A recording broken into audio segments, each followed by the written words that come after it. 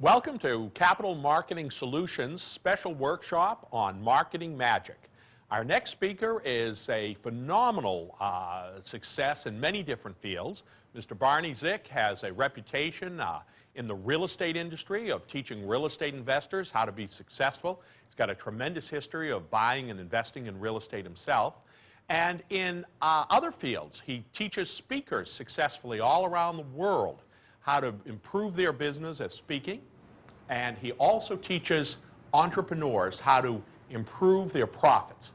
The topic that he will be covering for us in the next few minutes is marketing insights, techniques, and strategies to build bigger profits for your business. Give a warm welcome, please, to Mr. Barney Zick. Thank you, thank you. Appreciate it. Good. Okay, this is in our continuing series here of how to build a bigger bottom line in a price-competitive world.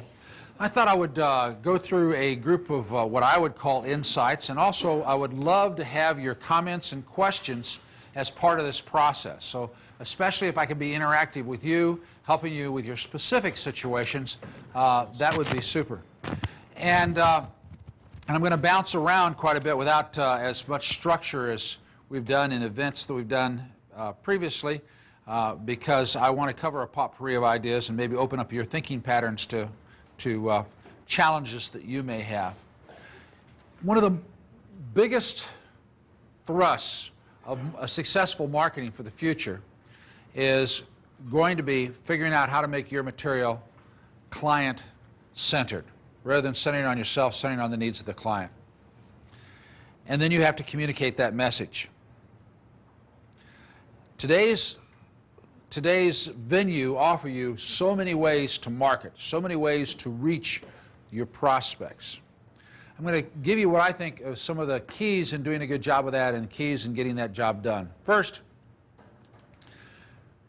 the easiest client to sell and the cheapest client cost-wise to sell is an existing client. One of the three secrets to building a bigger bottom line is to work on selling more to each client, And one of the ways you do that is to sell more each time and then to sell them more frequently.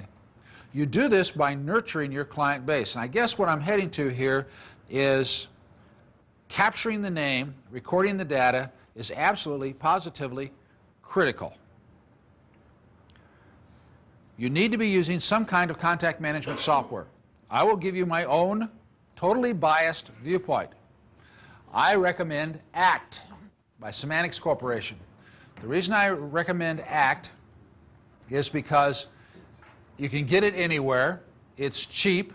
There's a gazillion books written on ACT for Dummies, ACT this, ACT that, simplified ACT. You can buy videotapes, audio tapes, everything else with home study courses in 1 to 4 volumes, and it's pretty doggone good. There are others that are supposedly better. One, for instance, is Goldmine.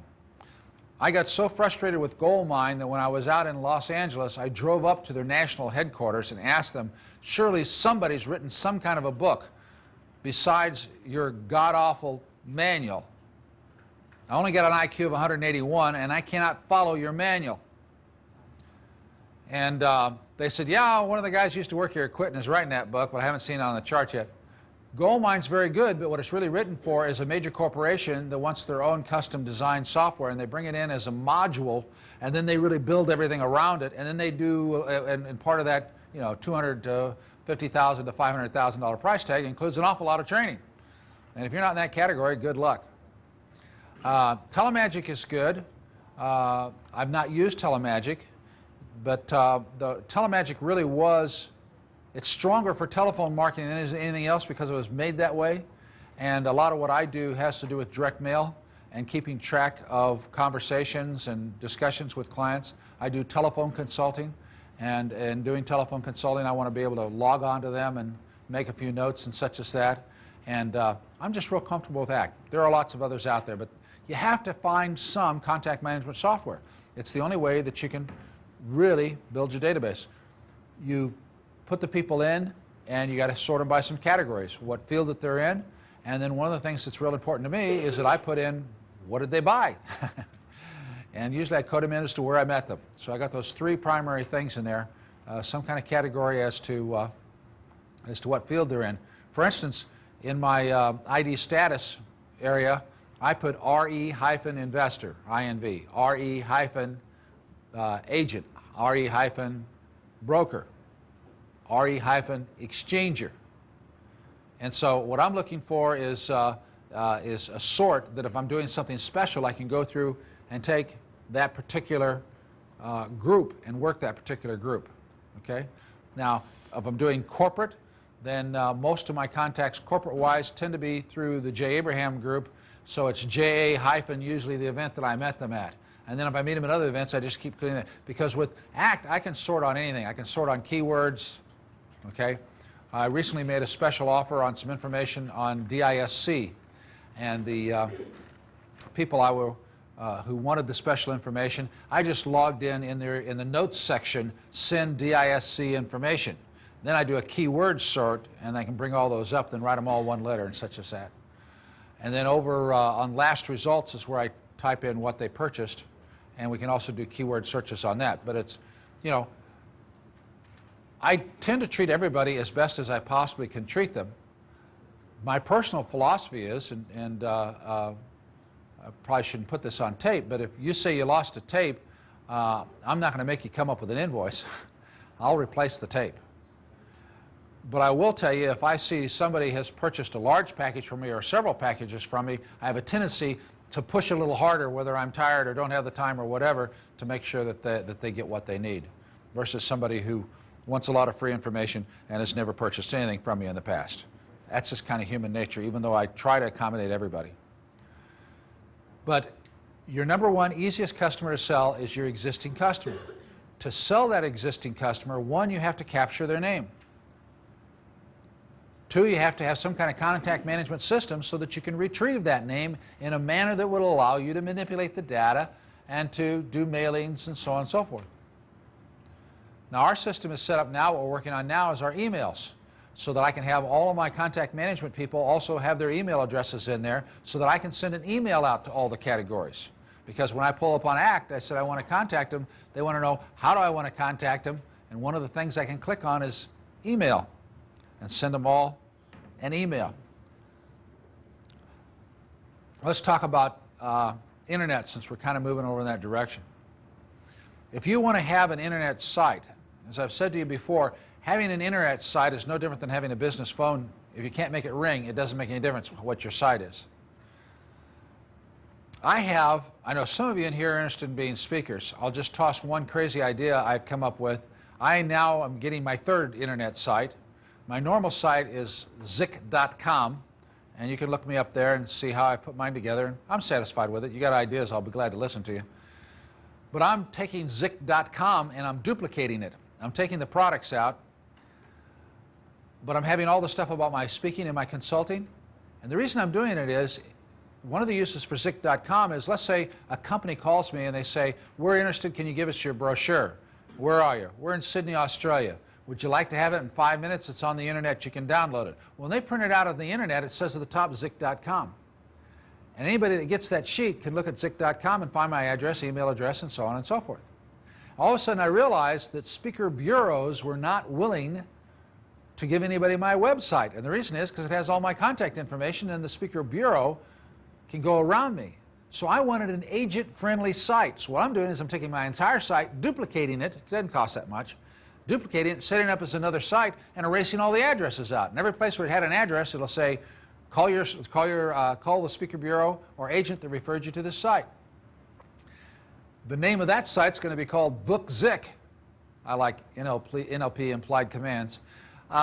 Book Zick, B-O-O-K-Z-I-C-K. It's not up yet, but when it comes up, what it amounts to is, if a speaker bureau wants to refer somebody to me and they say, how quick can you give us brochures? They say, well, I got 5 brochures I can send out tonight, fairly special, have them by tomorrow. However, if you'd like to have the brochure in 5 seconds, let me give you one of the sites and one of the people we're going to recommend. And they can download it right there on the spot. And it'll have no contact information whatsoever. And of course, if anybody's smart enough, they do a web search for my name, but they could do that all along anyway. Okay? But just that level of feeling comfortable will work. Now, how do you drive people to your site? The biggest way to drive people to your site is to give away information that they're going to find to be desirable. One of my clients has Coin Connoisseur magazine. His site is coinmag.com. And one of the things that we've done, and he's a tough guy to work with in this regard, a lovely guy. I mean, I love the guy dearly, but he's a tough guy. He's just doggone busy, you know. Having him give input to put into his website is tough. But he does a television show twice a month in Los Angeles, where he is the guest to talk about what's going on with gold and bullion and the silver and so on and so forth. He writes a script for this show. It's not very long. It's about 3 pages long. I said, that's it. What we're going to do is every time you do a show, we're going to take it as an email and do it as an email to everybody that's on your interest list. And then we're going to post it on the website so that anybody goes in can get the latest news of what's going on, at least on a 2-week interval of what's going on. I haven't got him up to updating daily. But that's the sort of things that cause people, with free information, people tend to come to your site. If you can put a special report on that's a small report, that's a subset of your big stuff that you're doing. One of the things that I have, and I brought one sample with me, if you have a chance later on, I'll show you, of my real estate materials. But one of the things that I do is I do lots of special reports, which Paul is crazy about special reports. But as an example, I have a series of reports called Advice to the Impatient Investor, and my real estate kit's called Advice to the beginning set, all the way beginning through intermediate, but the broad brush that covers everything is called Advice to the Impatient Investor. This one's called Exchanging, Successful Real Estate Exchanging. It starts out why exchange, and it goes a little bit into tax. Asks us 3 reasons for exchanging, different kinds of exchange, which is free and clear, straight across, 3-legged exchange, balancing the transaction, buying a mortgage, so on and so forth. Special report's 21 pages long. I'm just now starting to put contact up on my, I'm going to put this up. Now why? Do I have any product? Not really, except for I consult on tax-deferred exchanges, and I'll do brokerage on tax-deferred exchanges. I got another one that's exactly like this. 21 pages is a lot of material. I'm going to put another report up that's 21 pages or 20 pages on options. Now on options, I have a very extensive, over $1,000 retail value. With consulting, we sell it for $24.95 on that. The free report's not going to hurt me any. I guarantee you in 21 pages, I don't cover what I cover in a 15-pound box. Now, I cover more than most any person you ever talk on the subject would ever know in that. And here's what I've learned. And there's a guy that a lot of us know, and he doesn't live that far from here. And he's an older gentleman that was a real estate speaker for quite a while, and every once in a while still does courses. And he would never allow himself to be taped. And one of the reasons he never allowed himself to be taped is he doesn't want people to steal his information. They got to pay me and come hear me. I'm going to give you a secret. Any business that you're in, this is the secret, but especially anything that has to do with selling information. Tell them everything you know. Do a total data dump on them. Tell them your best ideas. And guess what? They go, wow, if he knows all that, imagine how much he knows. More than that. And I've never been one to give people 4 or 5 weak ideas and tell them the best stuff's in the material.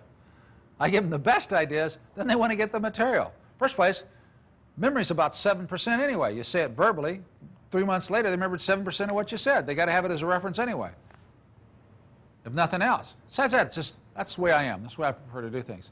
But this is one of the ways. Special reports, tremendous ways to put those on the internet site. Now, do you just put it on there and everybody reads it? Yeah, I wouldn't do that if I was you. What I'd do, if I was going to do a special report, is that I would make them give you your name and address and what kind of investor they are and several other things. Like maybe you're doing a special report on pest control because you have a pest control company. Then you'd give the special report, and what do you want that for? Because you want to build that email list. I have one man that I've worked with who is, I have 3 consultants that I consult with them on how to build their business, on everything except for the internet, and they, in trade, give me internet advice. One of them just built one internet company and sold it for $15 million.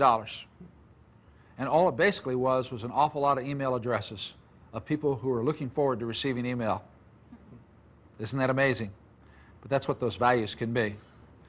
I'm working with a company right now that's doing a private offering for a email generating business, and they did a test, and in 3 months' time was able to build a 25,000 person email list of people who want to get special offers.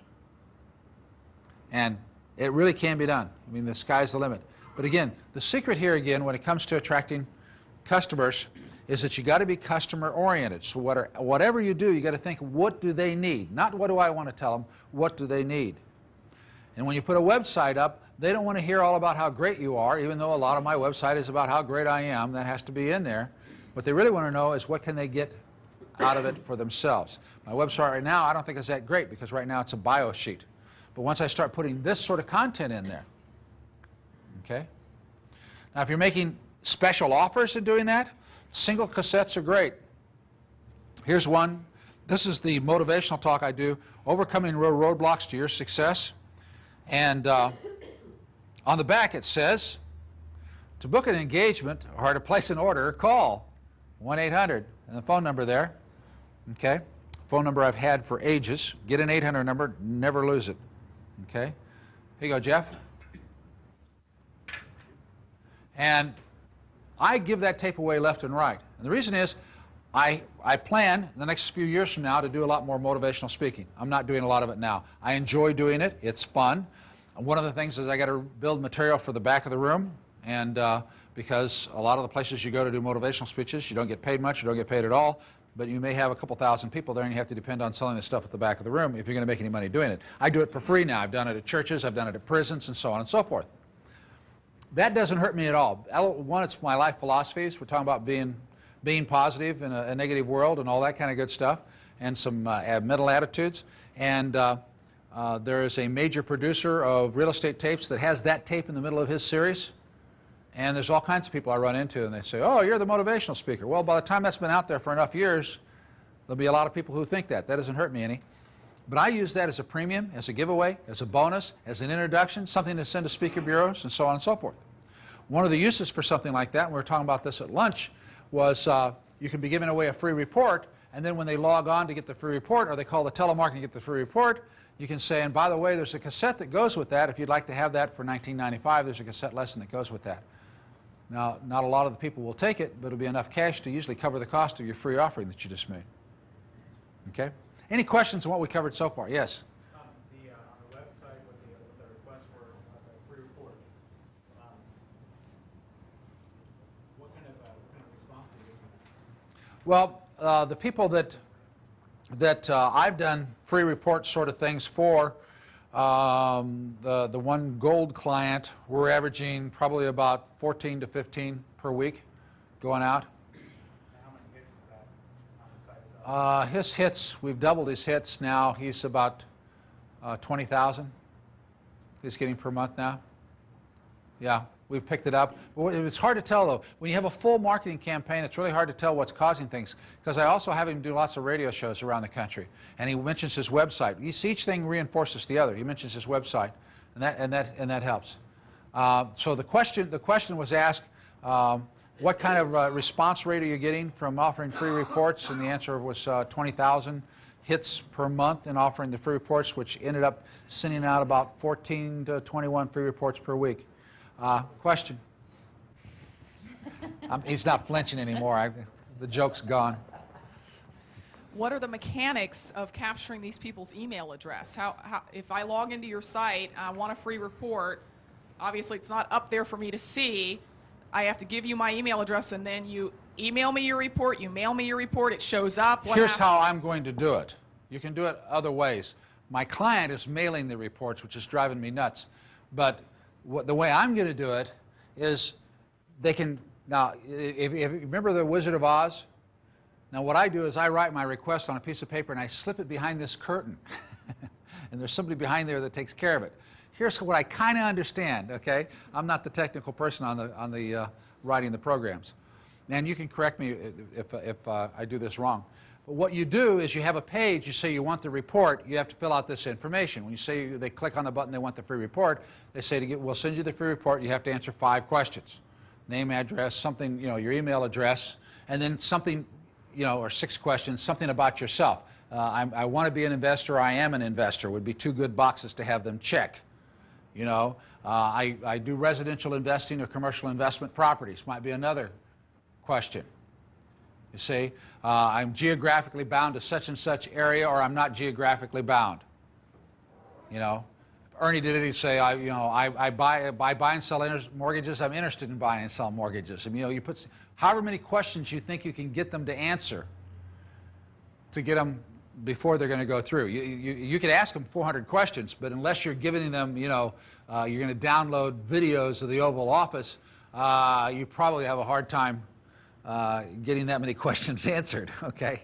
So once they click the button, if you do it smart, where it goes to is a little thing that's called an auto transponder. And it captures the data and automatically sends the report out to them. And that way you never have to read the email, you never have to download it, you don't have to print it, you don't have to write it on a label or anything else. They send it to a little inbox that you've got in your system, because what they write is RE, it comes in, RE, special report, it has a sort system, ZAP, it captures that data, sends the report back automatically. Have you ever used email and asked for something and it says, this is, and a few minutes later it shows up on your machine? That's what's happening. Nobody's sitting there waiting, sitting at the screen going, I hope somebody opens a special report. I hope somebody asks for a special report. Nobody's doing that. It's all done automatically. And then that way your email mail list is all built up for you 24 hours a day, 7 days a week, 24/7 as the kids like to say. And then when it comes to making a special offer, you just go ahead and hit the entire list and you can cross-sort through that list. So pretty soon you're starting to build a mail list, same kind of mail list you used to do the old-fashioned way, except you're doing it on the computer. Okay? Any other questions on what we talked about just so far through here? Okay, small shift in gears, but an important one. One of the ways that we still conventionally talk to people is we talk to people through headlines. All kinds of written materials have headlines. In fact, letters have headlines. This is a kind of little catalog of some real estate materials that I have. And the headline reads, well, it has the title of the course, Hidden Profits Through Real Estate Options. And then it says the subhead, How to Acquire Immediate Cash Flow, Cash Profits, and Control Your Future Wealth Through Options. This is the benefit statement. This is the benefit statement. And it tells the people why. Who cares? Why do I need to read this? What is going to be given to me? And I'd probably today rewrite that and I come up with a stronger headline with more of a promise. But the important thing here I want to get across is your headline is 90% of the draw. I don't care how beautiful your ad looks, what color it's in, and everything else. If you do not have a strong headline, you've lost the battle. Because the headline drives them into the body copy. The headline causes them to read the rest of the body copy. I do an awful lot of work at rewriting copy. I'm good at it. I don't have the patience usually to write copy from scratch. But if you'll write down everything you know, do a good data dump, and try to do a good job of writing copy, I love doing rewrite on copy. And I'm going to give you one of my big secrets when it comes to sales letters. First place, your headline in a sales letter, you can sometimes in a sales letter have actually a headline in there. The problem with doing that, it's not going to look like a letter, it's going to look like a sales offering. So you've got a few people that are kind of held back in belief because it looks too salesy. But if you really write a letter with the intent of it being a sales letter, I'll give you a secret, and try this and see what happens. Sit down and build that letter out. Blah, blah, blah, blah, blah, blah, blah, blah, blah. Count down 3 paragraphs, throw away the top 2. I'm serious. Have you seen this true? Over and over again. Here's a, well, we're all going to get together in Tampa, and we're going to do this, and we're going to do that, and we're going to do the next thing, and when you get there, it's going to be this, and it's going to be that, so on and so forth. And the next paragraph says, if you'll spend 3 days with us, we can put $1 million on your bottom line. I'm going, the heck with the rest of this stuff. Let's move that up to the top, you know? And that gives you the strong purpose. Now, maybe the other things get buried in the body copy later on because there are things they need to know and such as that. But you've got to grab them. The headline in a letter that doesn't have a headline is that first paragraph. The most read thing in a letter is the first paragraph, and the second most thing is read is the PS. And the PS, you either summarize what the offer was one more time, just in case they haven't read the whole thing, or you give them such an astounding offer like a bonus or whatever that they can't believe, that makes them want to go back through and read how do I get this bonus. Yes, Nick? I was going to say the PS. Now, the PS is extremely important. In fact, I've done letters with 5 PSs. And you say, it's got to be too many. No, not if each one is incredible and catches their attention and really makes them think about something they wouldn't have thought of otherwise. And besides that, most people, you know, when you write these long letters, the 8 or 9 page letters, they're searching. There's 2 types of readers. There's 2 types of readers. There's the reader that reads everything, and there's the reader that skims. And the skimmer is going to want to go back and look at, for the high points, so they can get the gist of it, so they don't have to read the doggone thing. And by the way, you can write a dual letter. Have you ever written a dual track letter? They're fun. You write the letter. It's so many paragraphs long, like let's say it's 3 pages long. It ends up being 4 pages long. Why? Because you go back and pull out pieces of each paragraph. You bring them in 5 spaces on both sides, and you bold them so that what you really have written 2 letters at one time. Excuse me. For the person that reads everything, they're going to read everything. And it almost is a little redundant. But for the skimmer, they can actually just go right down to the center of the letter, reading the high points, and they'll go straight to the PS. And if you'll attend, you can increase your net worth by $1 million. And the next paragraph would say, using a little hidden known source of funds in real estate, we can finance most everybody. And next one will say, you know, and so you've seen those kind of letters? They're called a dual track letter. They're actually writing 2 letters at once. But again, the headline is 90% of the draw. Now, how strong can this be? One of the things that we haven't talked about, which is one of the secrets of marketing, is testing. You should test everything. And the only way to find out and to make sure that you have super, super strong headlines is for you to do tests.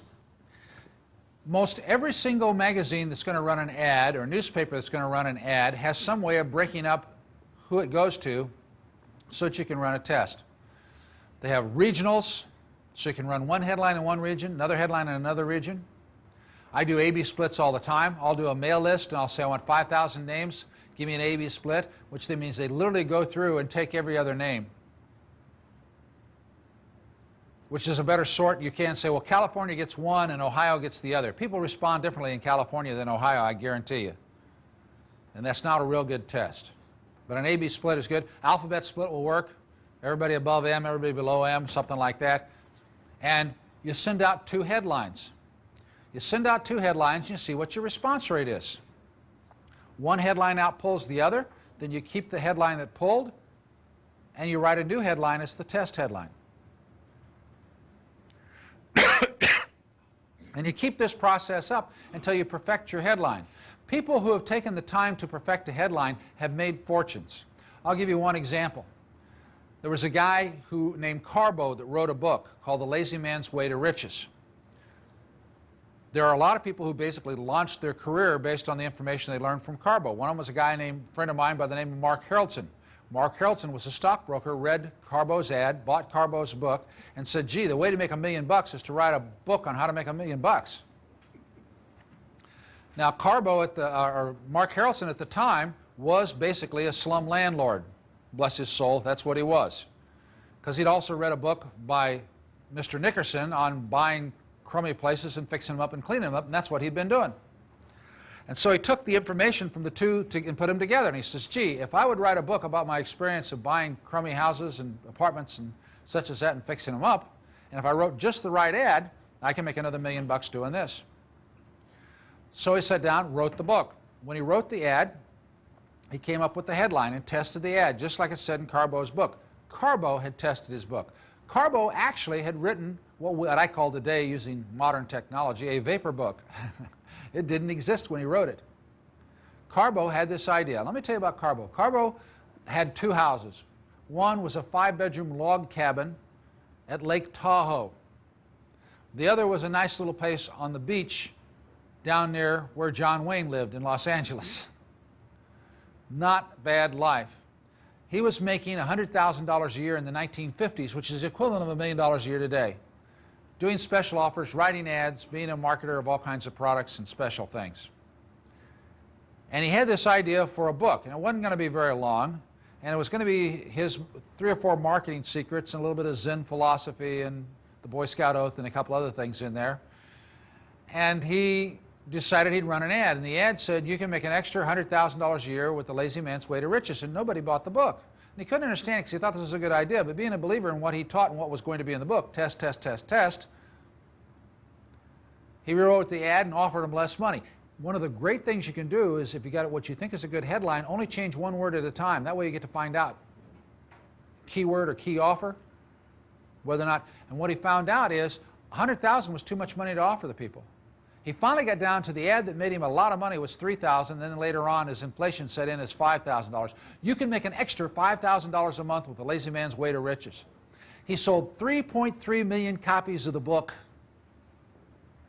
He sold the book for $10, $9.95, and he came up with a special offer. It was fantastic. He said, send us your check, and we'll give you 30 days to approve the book.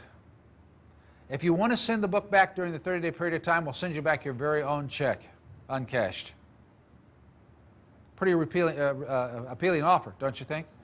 He also was the first guy with the idea of one whole page, all body copy. Headline, body copy, body copy, body copy, maybe one picture. Okay? 3.3 million copies of the book at $10 each. Enough that the next generation and the generation after that are still living off the profits. Isn't that amazing? And in fact, they're talking about bringing the book out again. He died a while back. And they'll probably run the same ad, same headline.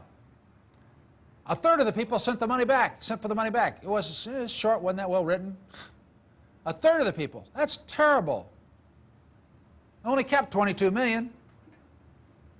Okay? But the real success there came from testing headlines. I have seen one headline outdraw another 20 to 1. Now let me tell you what we're really talking about here, and this is fascinating to me. You get up in the morning, brush your teeth, get dressed, drive to work. You got an ad budget to spend this week of $1,000. You spend the ad budget. You drive home. Now, did you get to spend 10 hours that week with your family or 2 hours with your family because you had to work late? Depends, doesn't it? What did it depend on? It probably depended on the effectiveness of the words you used in the ads you bought. You get two people. One of them spends the $1,000. The other spends $1,000. They both have an office in the same part of town. They both spend the same amount on ads. They're both selling the very same product. One of them spends 10 hours with their family and goes out in the summertime, spends the weekend on a very nice boat at the lake. The other one's spending 14 hours a day and works straight through to Sunday and goes to church and goes back to work. What's the difference? The words that you said in the ad that you wrote. I think that good marketing is the most highly leveraged thing you can have in your life. You only got 24 hours in the day. You're only going to buy so many ads. You only have so many products to sell. How many people call when you place that ad is the real crux of the level of success that you're going to have in your life as a business person. On the assumption that whether you had a lot of people come in or very few people come in, you're going to offer the same quality of service, the same quality of goods and everything else. The only difference is how many people come through the door. It's the most highly leveraged thing that you can possibly consider. Comments? Questions? Yes. Nick at Night. You want to keep people encouraged to test? I'm a firm believer that everybody is one headline away from becoming a millionaire. That's a cute line. Everybody's one headline away from becoming a millionaire. That's good. That's true. Testing is very, very important. I don't do enough of it, but I do a lot of it with my clients. That's one of these physician heal thyself. What have we tested? Well, we've done A/B splits on headlines, and we may have 5,000 names, so we'll have 2,500 have one headline, another 2,500 have a headline. Then we'll have a 1-2 split underneath that. So under the 2,500 we're sitting with one headline, we may have that one of them we send a self-addressed stamped envelope with for half of them, and the other one we don't send a self-addressed stamped envelope. So we have 1,250 that get a self-addressed stamped envelope and 1,250 that do not. Now, when would that make a difference? If you're selling something cheap and you're having to put all these self-addressed stamped envelopes in there, of course they're postage-paid envelopes, which will cost you more than a normal stamp when it comes back because of the processing fee, then you have to say, given the amount of money that I made, given the amount of extra money I made, or as we call it in Texas, extra money, X-T-R-E-E, given the amount of extra money I made, putting the envelope in there, how is that compared to the cost of putting the envelope in there? And sometimes you find out it's not worth doing it. I'll tell you one group that found out it made a lot of money, and that's charities started sending you the envelope to mail them back, and they licked a stamp and stuck it on there so you felt so guilty that they'd paid for a stamp. It almost tripled the amount of checks they received back. And one simple idea. So I got 2,500 in my B split. Of those, 1,500 get envelope, another 5,000 don't get envelopes. In my A split, because we're testing the headlines, 2 different headlines, in my A split over here, I may have one with body copy or advertising copy on the front of the envelope, open immediately, this will change your life, or something like that. And the other one, I have no body copy, and all I have is a post office box, and it looks like maybe it might be some kind of very important business stuff, like from the government or something like that. So I'll test 2 envelopes. And I'll look, okay, which one of these 2, which one did better? Well, it looks like I need body copy. Okay, what have I got going over here? Looks like I need to send a self-addressed stamp envelope. Okay, next time, all of them get self-addressed stamp envelope, all of them get body copy. I'll keep the headline that drew the best, come up with a new headline, and come up with 2 more things to test. And you keep doing this and doing this and doing this, and you fine-tune it. By the way, folks, one of the reasons that I should be up here telling you this is I did all these things wrong first. You want to hear a real sad one? We can get out the violins on this one. I missed the infomercial age on real estate. And all the guys of my genre all did their infomercials, made a ton of money from it. I did an infomercial, and it ran, and it made a lot of money. I was making $10,000 a week for my infomercial. And that was for about a month or so. I did it with a guy who was less than honest with me. And he lied to me. He called me and says, we're pulling the infomercial. I said, why? He says, it's just not drawn right. I said, I'm getting $10,000 a week. I know that I'm splitting the profit with you, but to me, that's sufficient. That's sufficient. Okay? I was living in Rancho Santa Fe at the time, and $10,000 doesn't go as far in Rancho Santa Fe as it does on the south side of Houston. But, you know, I'm on the north side, thank God. But even it goes a lot further on the north side of Houston than it does in Rancho Santa Fe, where the money meets the sea and the average lot is $1 million. But still, $10,000 a week was good. But I actually believed him and didn't follow through with infomercials for a very long period of time. Truth of the matter is, the major player that placed the infomercial with, that he placed it with, had declared bankruptcy to get rid of a $4 million liability on a health commercial they'd signed on and couldn't pay for it. And they had to drop all their old stuff and start over again, but there's so much product coming into the market that it started over again. Now, about 4 years later, I decided, with a trepid decision, I decided I'm going to try my own infomercial, even though I know mine don't work. Turns out they did.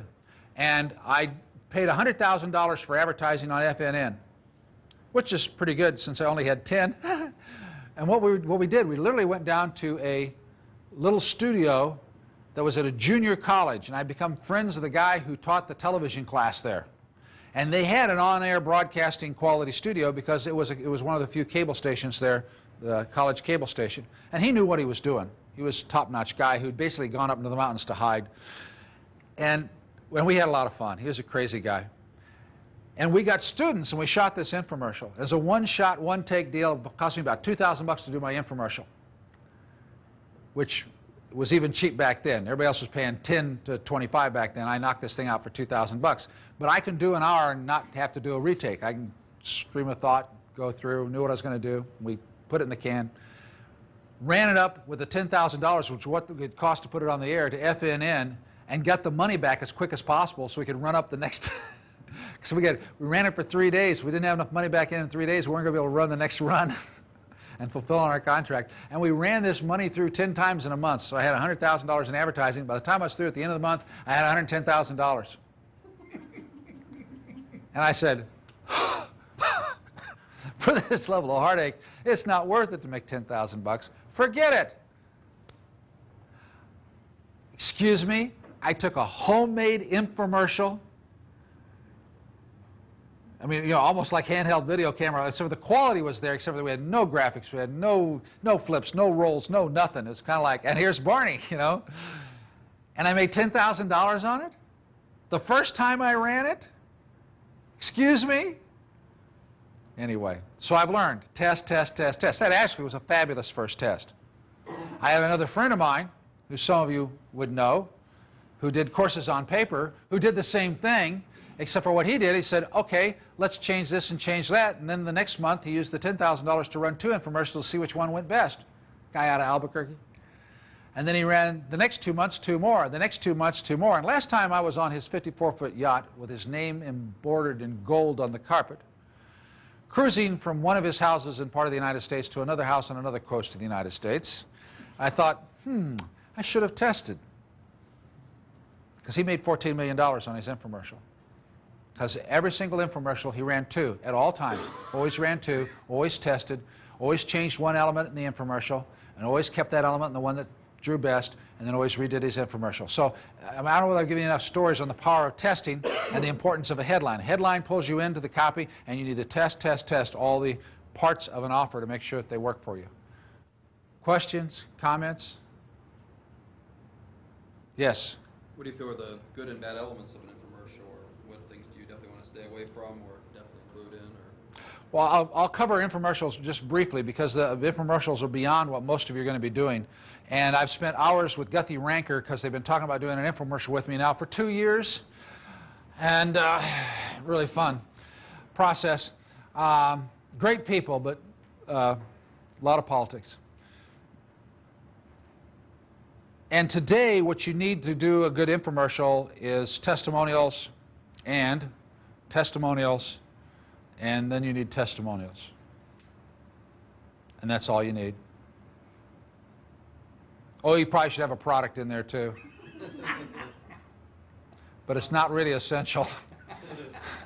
You can really sell a box of testimonials nowadays. And if you start looking at the infomercials nowadays, I mean, you absolutely have no idea what the process is. You know how much the product costs. You know that it's in the shape of so many CDs, so many cassettes, and so many pages. But you have no idea. I mean, as Grandma used to call it, the pig in the poke. You're buying the pig in the poke. No two ways about it. But if they have enough testimonials of people who are willing to say, here's what I do, you know, I'm a fix-up carpenter. The first course I ever got was Barney Zick's course. I read it. Since then, I've bought and sold over $20 million worth of properties. I now live on a lake in a very big house with a boat out back, and I only have to work 3 days a week, and I have all the money coming in that I ever need for my retirement. Ka-ching! Put a stack of those together, you have an infomercial. You have an infomercial. How'd you do it? That's not mentioned in the infomercial. That's not mentioned in the infomercial because people right now are buying products based on testimonials. Okay? Yeah? Do you see that that's going to last for a long time, or will that wear out? It'll last for a long time. You know, I'm sure something else will come down the pike, but the question was, will that last for a long time? Yeah, I think that'll last for a very long time. Will there be some other elements that start entering into it? Yeah, there's been an element entering into it for the last 2 years in the infomercial field, and that's the element of the story. They now have a storyline in some of the infomercials. There's the two kinds. There's the kinds you see selling a lot of the real estate books and tapes as absolutely solid testimonials for 1 hour, and that's all it is testimonial. One person after another getting in front of the microphone showing Xerox copies of checks.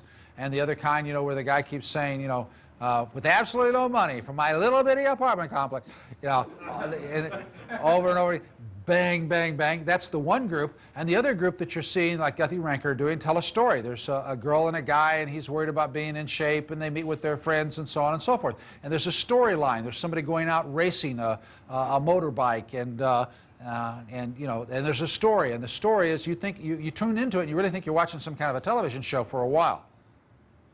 Okay, so that's been one change. But they have the testimonials in there. Instead of having those, are usually done when they don't have a lot. When it's a new product launch, they don't have a lot of people to do testimonials, and that's how they kick it off, because they'll do better with testimonials later. And the testimonials come from this big hulk of a guy comes in, and the gal reaches over and gently puts her hand on his chest, saying, "You're looking awful good, Tom. How long have you been working out with that machine?" That's the form of testimonials. It's the same thing, but it's done with actors. To which case they put in small print at the bottom. Or not, and then just go like this. Yeah, right. Okay. Jeff? What would you expect to pay, say a market the size of Tampa for a 30-minute infomercial to air? Well, I don't know the cost to air the infomercial. I can put infomercials together for anywhere from $50,000 to $70,000. If you go to Guthrie Rinker, they want a minimum of $500,000 to $1 million to put a Guthrie Rinker level 1 together. Your air cost will depend on the markets tremendously and how you want to hit it. Most of the time, if you're willing to take what they call remnant space, you can test it with very little money. Did I get a 3-minute signal back there? No, it was $300 for a half hour here in Tampa. Thank you. It's $300 for a half hour here in Tampa. That's what I would have guessed. And you'll get down as low as $150 if you're willing to take remnant space. What you do is you send them a cashier's check in advance and say, run this 3 times whenever you're willing to take $150 to put it on the air. That's the reason if you ever get up at 3 o'clock, like 3 o'clock, I don't want to go turn the lights on, but I'll reach for the remote control and turn the TV on in my room so I can make it to the bathroom. And usually it's some infomercial on at that time. It's amazing the things they try to sell at 3 o'clock in the morning. But why are those people running it? Because in paying for 3 ads at $150 each, got their $450 worth, they looked at how many calls came in, and the amount of profit they made was greater than the cost of running the 3 ads. Otherwise, they wouldn't be doing it for long. By the way, that's one of the little secrets in marketing, is if you see an ad and you've seen the ad and you've seen the ad and you've seen the ad and it keeps going over and over and over and over again, trust me, they're making money. Now, if you want a really good source of finding out how to write headlines, I'll give you a rather textbooky and dry reference manual. It's called the National Enquirer. Right, all right. Now, I never want to be seen holding one, but as you go through the supermarket, tell me you don't have a temptation to find out how Dolly Parton had a child with an alien. I mean...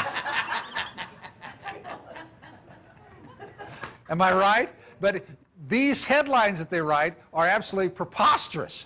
They're absolutely preposterous, but there's always some element of truth, and there's a lot of curiosity that they evoke.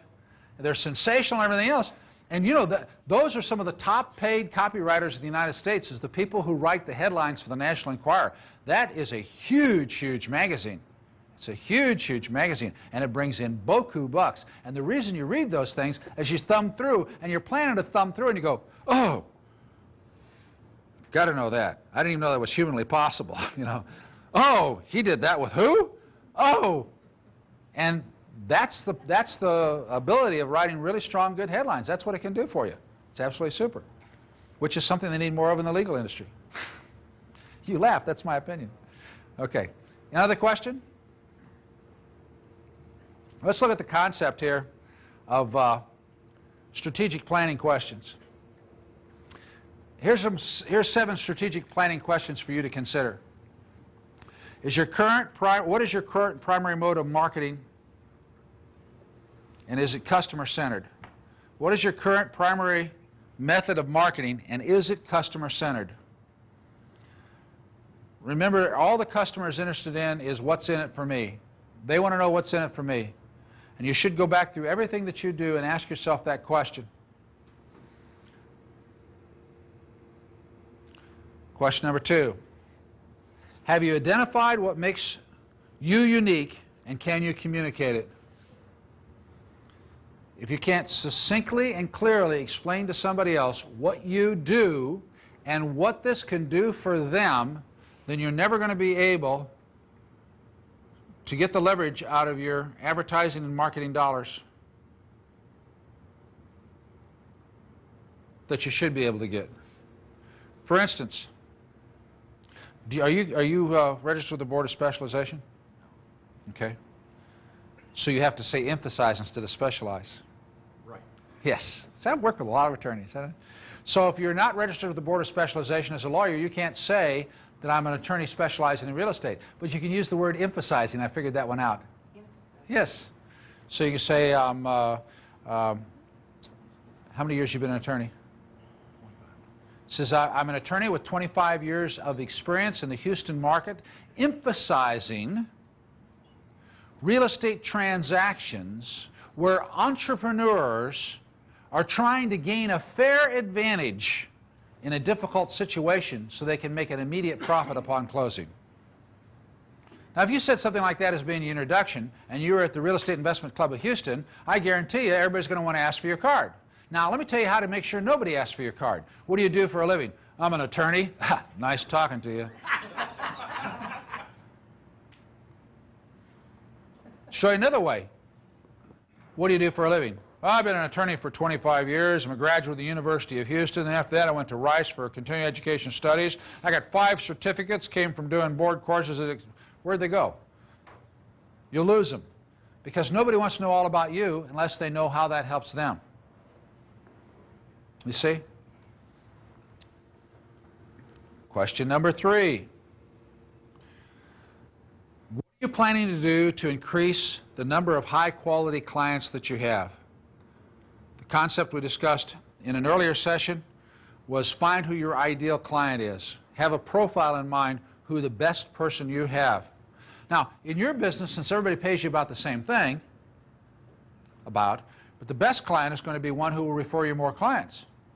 So what you'll probably need to do is to say, okay, of all the clients I have, which one has sent me the most business? What is true about that one person that's duplicatable? How else can I find somebody like that who will be a center of influence to send me more clients? Okay? In your business, it probably, if you're doing remodeling and rehabbing, you're looking for people who want to go upscale, are more concerned about how good it looks, that it be perfect, than those people that are trying to do it cheap and trying to do it quick. So how do you attract those people? What kind of neighborhood have they lived in? What price range house have they had? What size were the repairs they had? Did they need financing? What kind of down payment did they want to make? Did they want to use a credit card? And you end up with a profile. And after you end up with a profile, you can almost go to a mail list company and say, I want people to fit this profile. These are the people I want to write to. If you went further in your survey, you might find out what magazines do they read?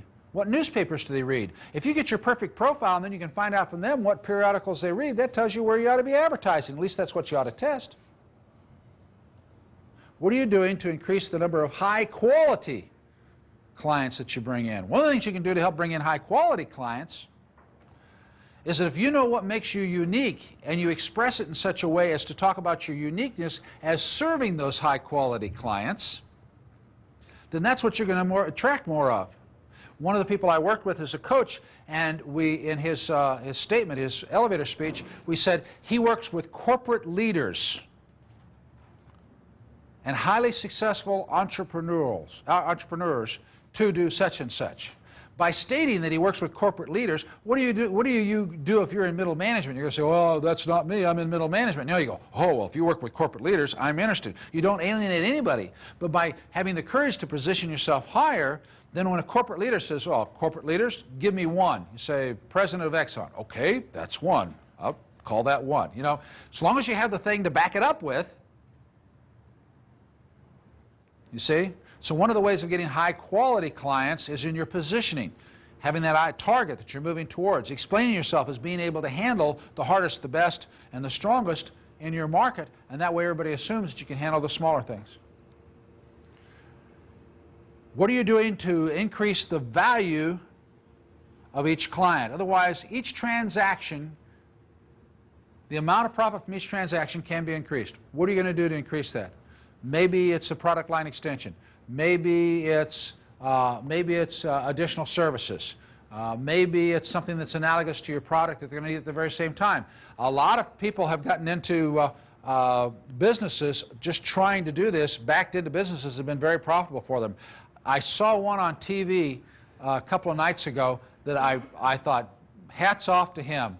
This guy has a lawn spraying, pest eradication pool service company. And I thought, you know, that makes a lot of sense, because what's the commonality of this? They all come to your house.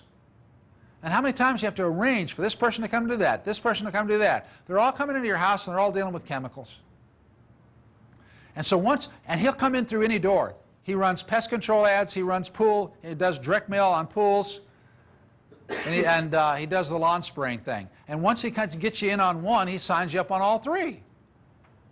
Because it makes sense. If they're going to come by, you know, every 2 weeks for the lawn spraying, or once a month for the lawn spraying, I guess it would be, then every third trip they spray the house, you know, and during the summer months they come by and do the pool, and it's the same person you know coming by to do all three things. But I know that came from product line extensions. I think the earliest one I ever heard of is the guy that delivered the coal in the winter, delivered the ice in the summer. Same truck, same guy. But that's where they, literally somebody, duh, I've been unemployed 6 months out of the year, what else can I bring in? What are you planning to do to increase the number of transactions per client? Everybody's on some kind of a frequency cycle. And quite often you can pick up the frequency of that cycle. And that's usually by making them aware of the fact you're out there. Sometime they're going to get around to doing it. But if you're there in front of them and you make it very easy for them to buy, and what's one of the big things in marketing is that you want to remove all roadblocks between you and your client so that buying is the easiest thing they ever did. We were talking about Nightingale Conant. I always love when they send you an ad for tapes for Nightingale Conant. The order form's already made out with your name on it. All I have to do is stuff it in the envelope and send it back again. They can't make it. Do I have to send any money? No. They'll bill you later. They're, all they want you to do is to stick that thing and tear it off, put it in the mail. You don't need to put a stamp on it, and it's perfect. Absolutely perfect. They remove all the roadblocks. But what are you planning to do to increase the number of transactions per client? Increase the frequency. Are you aware of your sales ability and the willingness to improve them?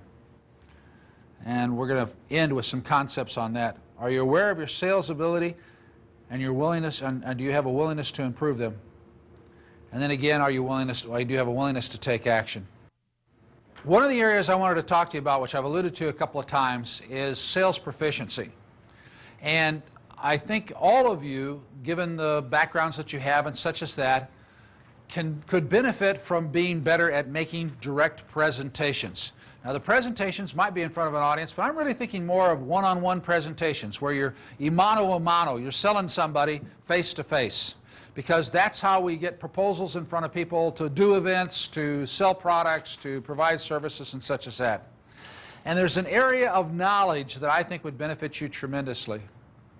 There is some tremendous studies done on a concept known as DISC. And I'm just going to give you a quick run through of what DISC is. First, the DISC, which is quite often charted this way, DISC. The DISC has been studied by most everybody you can think of in psychology. Performax, Gear, Merrill, Jung, Carl Jung, all the way to Hippocrates. The D stands for dominance or driver, usually. The I is the influencer or the expressive. The S refers to steadiness or supporter, and I think of it as speed because it relates very much to your pace. And the C has to do with compliance, which also has to do with rules. Now going back to this, when we put them this way, the DISC, people have certain primary ways of behaving. And their behaviors can be classified into 4 categories of behavior. And of course, you may have a little of each or a whole bunch of one and less of another, but you always have one that's pretty well prominent. Maybe it's prominent by 1%, maybe by 50%. There's D's, high I's, high S's, and high C's. The interesting thing is the D's and the I's are the extroverts. The S and the C's are the introverts. The D's and the I's are external, the S's and the C's are internal. Let me go a little further back into this concept of DISC. And one of the things that I do when I go into a major company, besides if I'm doing sales training, is that we will test the people. We will test the people, and we give them a 26-page report telling them how they interact as a person making presentation, making sales, how they interact with the world, where their strengths are, where their weaknesses are, and where they need to improve. We have 3 series of tests we can give them, but we always give them the first test. And that's to find out about the DISC. When I'm going to be working with a very important client, want to give them the DISC before I start out, because I know how to approach them. Now you and I, John and I, are good examples of either high D's or high I's, and we're going to have both those very high. I know John, the high D is the decision maker. It's the CEO. It's the person who likes change, enjoys change. They want to be in charge. They have a very high leadership quotient in their mind.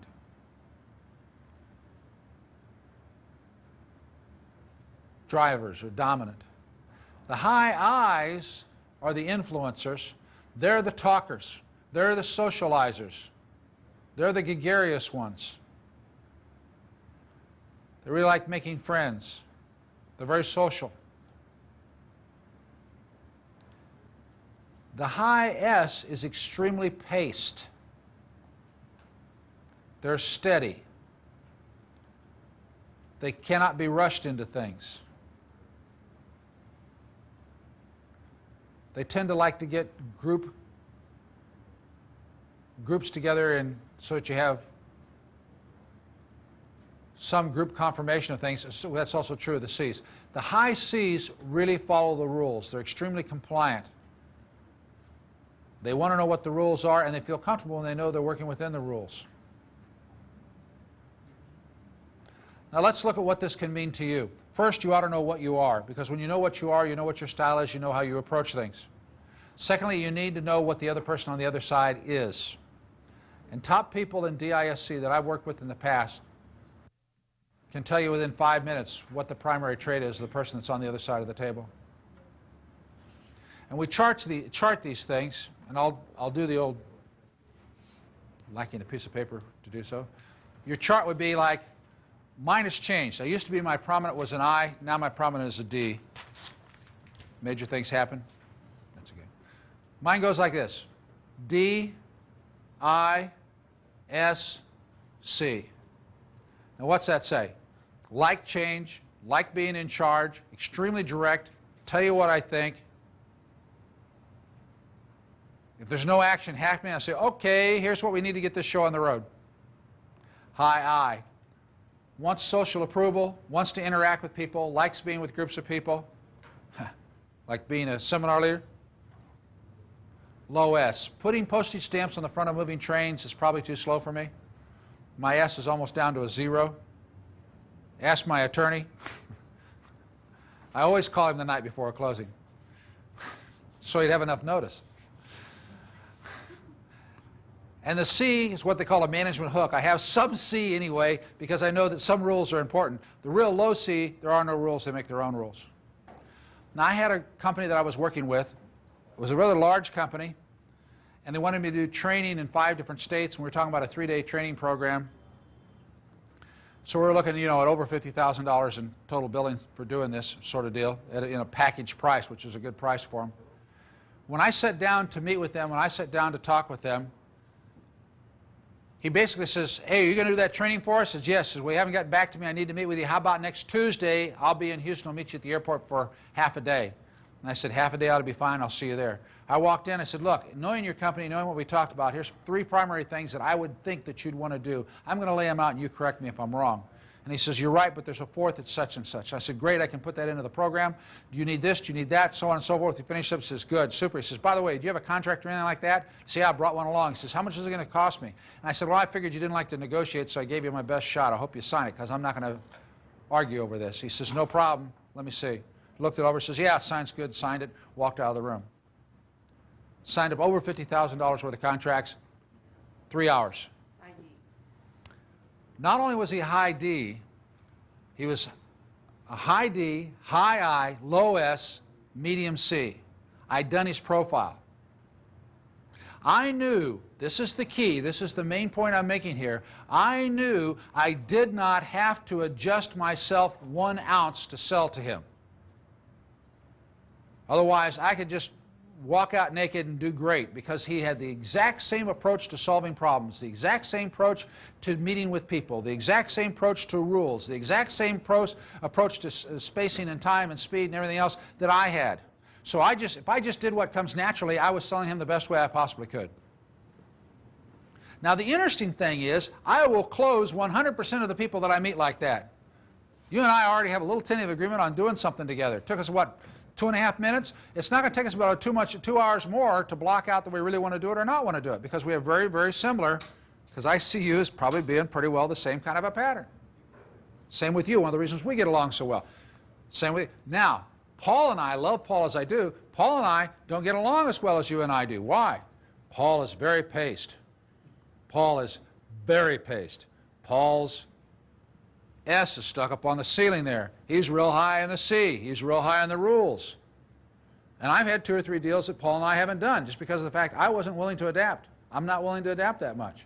I basically sent it to him, and I said, do it. Do what? I said, look at it, and you'll see. You'll figure it out. Do it, and send it back to me. He'd say, well, send me some instructions, and I'll be able to do it. So I sent him half-page instructions. He said, I need 2 more pages. I need 3 examples. But Paul's the plotter type. Paul's the rule type. Now, if I really wanted to do a deal with Paul, and I was paying him for doing stuff for me, so the flow was in that direction, so I didn't work real hard. If Paul was where it was, if I was trying to get Paul to hire me, then I would send him a 10-page proposal. I'd have 5 examples. I'd have 6 testimonials. I'd have so on and so forth. Now, the point I'm making in this is if you don't learn what your personality type is, you're going to sell 25% of the people and you're going to miss the other 75%. Because if you don't realize what your personality type is as far as your behavior patterns go, then you're not going to learn to adjust. And if I don't do anything else today, but I clue you into the process here, clue you into the process and clue you into the need for the process so that you'll start looking at people and taking every single person and then looking at those 4 categories. And you'll say, okay, what do I have here? Well, most speakers tend to be very high I's. But not all consultants are high I's. Some consultants are real number crunchers. And I happen to have 2 on staff for me, thank God, because I block out the marketing proposals. I tell them what body of reference we want to go through, and I want them to run those numbers. I know how to use Excel. I don't want to learn how to use Lotus 1, 2, 3 because I can already use Excel, thank you. That's enough for what I want to do. I've done all those things in the past. I've had to do them to get my CCIM, but that's not where I'm at. So what I'm selling to somebody who's a number cruncher, what do I need to do? I need to get a number cruncher on my team that'll crunch a bunch of numbers and hand them back tons of numbers so they'll be happy. I just met with yesterday in Chicago with the Vice President International who is in charge of acquisitions and probably did close to $500 million worth of acquisitions last year. One of the reasons I wanted to meet with that guy, the whole reason that was worth having my client fly up from Argentina for us to meet with the guy is I wanted to see where was he on the DISC. I was with him 30 minutes. I got it. We will sell that company. Probably get maybe $3 million for it. Nice price. Everybody will be happy. Why? The guy's a real high I. Real high D, excuse me. His I is not that high. He's not worried about being my friend or building a relationship, and I didn't worry about it either. And when he gave me a hard time, I looked him in the eye and I gave him a hard time back again. He didn't flinch. It was okay with him. His S is stuck on the ground. He wants speed. We got to get this to him fast. And his C is real, real low. We don't have to worry about the rules. All we got to worry about is proving our point. And I know that the proposal should be 70% words and 30% numbers. See, I didn't know how the proposal should be before I met him. Could have been he's a bean counter. Could be that, you know, it could be like we were talking about Paul. Could be he's like Paul, real high S, real high C, moves real slow, paced, so on and so forth, and wants tons and tons of data to prove the point before he goes forward, in which case the report would have tripled in size, and it would have been 70% numbers and 30% words. Interesting, right? See, you got to sell them like you find them. You know, the person we closed with the other day, when I walked through, looked at the house, she said, how long is it going to take you to do an inspection? I said, this is good enough. It's inspected. She said, good. When can we close? 7 days? Good. I'll give you okay, all cash. Is that too complicated? No, I'll take all cash. Walked out. Now, I paid her 50 cents on the dollar. And she is happy. She's ecstatic. We could hardly keep her from bringing the beer into the closing room. Right? She brought some of it in personally, but she didn't bring the cans in. Why? Because you sell them the way you find them. You sell them the way you find them. Did she want to talk about details? No more than the man in the moon. If she knew details, she would have cleaned once. because that place hadn't been cleaned in years. Okay? So was she into rules? No. Was she going to read the contract? No. Why? Low, low, C. How low? How low can you go? No attention to detail. No attention to rules. Where was she? Her chart was all I. Her chart was all I. Am I right? Her chart was all I. You became her buddy, you had a deal. You listened to her sad stories, you had a deal. Now, the builder I bought from a few weeks earlier, who had a sister stay in the property for 17 years not paying full rent so he wouldn't fix it, he's a builder. He also he's a fairly gregarious guy, but we had some rules in here. We had some numbers. Wanted to move it at a reasonable pace, not that fast, not that slow. He's a little tougher to deal with. But what I knew for him, being a builder, the one thing he's going to want to look at is estimates and bids and numbers and so on and so forth. I also knew he's a builder. He's up in Conroe. Being up out of town, he's going to have to send crews back into town to fix this house. I said, why don't you call your subcontractors and have them bid fixing this house? Well, he had them bid it, and it was 20-some thousand bucks. Well, for subcontractors to drive into town to do it, it would be 20-some. I said, fine. How much is the house worth? And I threw out a number, which was not a very high number, but it was at the low end of the range. And he says, well, it should be worth more than that. And I said, well, if you were me and you were buying this property, would you use the high end or the low end to do your estimates? And he said, I'd use the low end. I said, well, do you mind if I use the low end then? He says, okay. So we take the value and we subtract out the expenses, and would just say $5,000 is a reasonable amount of profit for 3 months of work. He says, well, that's kind of low. I said, that's what I think too, and that's all I want. It's $5,000. So we subtract that off, and that's how much I'll pay you. Truth of the matter is, I can get the same work done for $9,000, which was going to cost him $19,000. And the truth is, that is the low end of the scale, and when I'm done, I'm going to get the high end of the scale. So I'll get $20,000, I figure, profit off of that deal. But how did I sell him? I sold him the way he wanted to be sold. Did I skip the numbers and go straight to the negotiations? No. He wasn't that paced, and he wasn't that fast. He was in between. Whole deal took 2.5 weeks over the holidays. And I let the holidays be in there because I'm impatient. And I thought, if I start the offer now, he's going to think it's been 2.5 weeks. I'm not even serious. But I started it before the holidays, so he had time to think. By the time he got through thinking, I was ready to start thinking. You see? Now, the people you're working with, if you find people that are low, if you look at the weakness of the D is usually they're quick to anger. And I used to have a big problem with anger. I don't have much of a problem now. I don't! But life is too much of a joke for me to get mad anymore, so I've kind of taken care of that. But they are emotional. They do get to that anger level very quickly. If you look at the weakness of the I, and like the Chinese say, your strength and your weakness are usually found in the same nutshell. The weakness of the I is that I will talk through a close. I've worked for years knowing when it's time. I've worked for years to know when it's time to ask for that close. And usually I'm not through talking when it's already time to close. And I go ahead and close them. I figure I'll talk to them after I got the money. And if you have a salesman that's working for you and they're real high I and they're getting all these people and getting all these appointments and everything else, they're not closing anything, that's probably why. As the guy probably says, sounds good, I'll take it. He says, let me give you 3 more reasons why it's good to buy. And the high S has some tremendous value when it comes to doing things like government paperwork. When I take a company, I give them this test, a company that's running well and making lots of profit, I'll find the people with the high S's and the high C are in the back office, and the people with the high D's and the high I's are in the front office. And by the way, there's been over 3 million people take these tests. It's been done across cultures. We now chart them on a circle so you can put the whole company on one chart and see which way the company's moving. And when we go through the process, we look at what is your natural and what is your adaptive behavioral patterns. Because everybody tends to adapt. And the question comes is, what direction are you adapting? And I can take the 2 charts and look at them. I can say, in this job, you feel like you need to talk more than what you usually talk. In this job, you feel like you shouldn't be taking charge as much as you'd like to take charge. I'm wondering, are you getting a little bit of frustration in this process? Yeah, but the pay's good, so on and so forth. And then we can chart everybody in the company and find out what their ideal is. Otherwise, we take the top 3 people and we see what kind of behavior patterns they have. They're the ones producing the most money.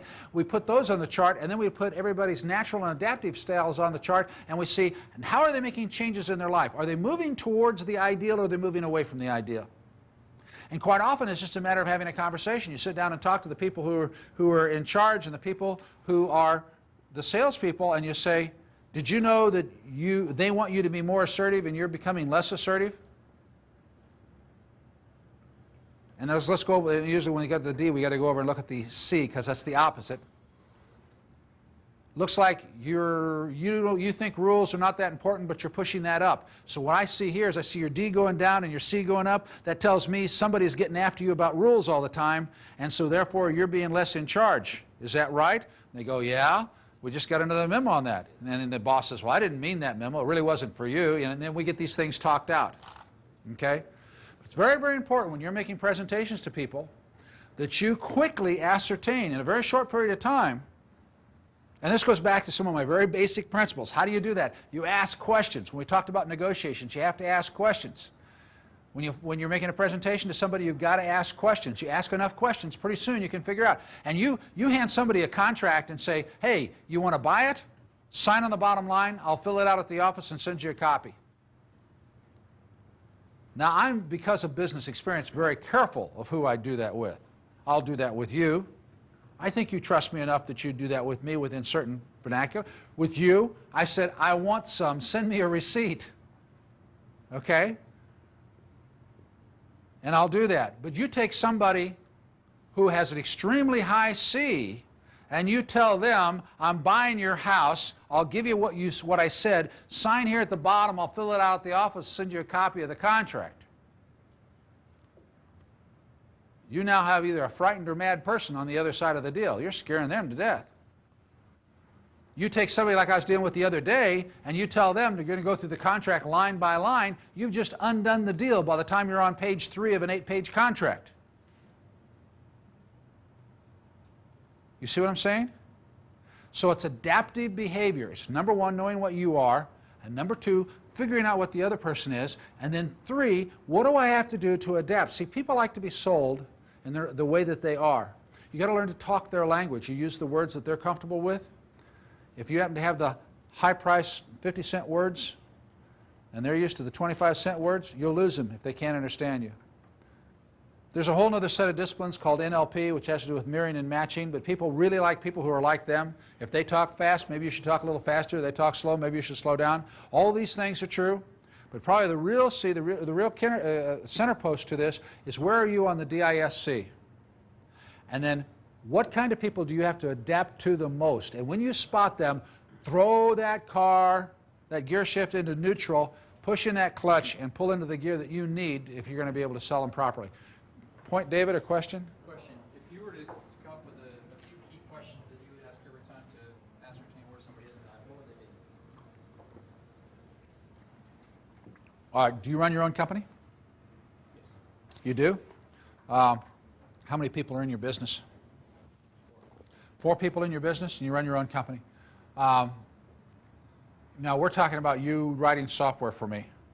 How do you come to the decision as to whether or not you're going to take on a client? What's the process? See, that'd be one question. And then in the process of talking to them, what kind of answer do they give me back? Well, I got 2 or 3 advisors that I turn to, and I ask them, and I've got this, and I got a lawyer that I talk to, and so on and so forth. And so we're getting a high C. Probably maybe, and in the process, they give you a 3-page answer when a 2-page answer would have done. High I. Guy says, I make the decisions, I make them quick, and I don't have to ask anybody. We got a high D. How much time do you need to come to a decision? I'm making my mind up now, thank you. You know, well, I always like to think on this for a night. I'd like you to send me a proposal and I'll review it. You see? You go through the various categories and you find out, you test. You're constantly testing these things. It doesn't take very many questions or too much conversation. Quite often you get somebody talking, they'll tell you the whole profile right while they're talking. You know, they'll say, well, you know, I didn't bring my wife along because I want to make this decision. You know, she always takes forever, drives me nuts. Either I want to buy this or I don't.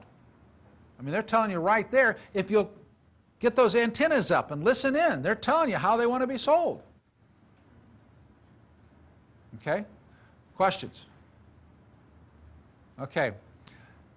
So the first step is for you to figure out what is your primary behavior pattern. Start looking for the behavior pattern of the people closest to you.